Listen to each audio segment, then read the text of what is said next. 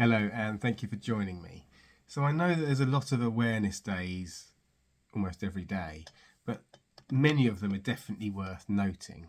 One that may have passed you by, however, was on Wednesday this week when it was World Kindness Day. World Kindness Day. What a lovely thing to mark.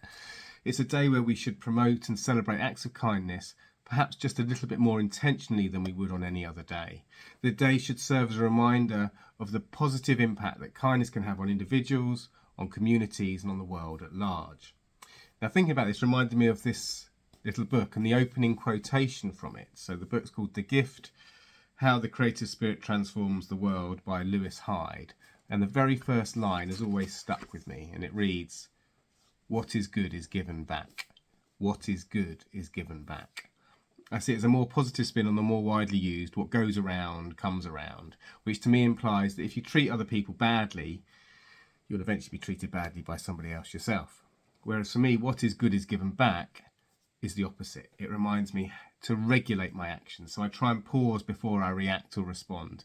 It reaffirms my belief that if I treat people well with empathy, with compassion and respect, that will then spread to others, even if not necessarily directly back to myself. I find it's often how we approach others or communicate our point of view that generates the reaction from them rather than the actual point we're trying to make. I strongly believe that our impact or legacy doesn't have to be about huge world-shaping events, but rather those small actions, increasing tolerances and showing kindness and respect towards one another. The little things like how we say hello to, or who we say hello to people when we get to work, how enthusiastically we say it, fully acknowledging people, saying please and thank you, actually listening, including others, not reacting but showing empathy and compassion. I hope that when these small everyday things are done consistently and at a collective level, then they can in fact change the world and life can actually be a more happier and less stressful place to be in. I just hope the world's politicians can also foster a culture of compassion and generosity rather than division and conflict. I hope they too take heed of World Kindness Day. Thanks for listening. Have a fab weekend.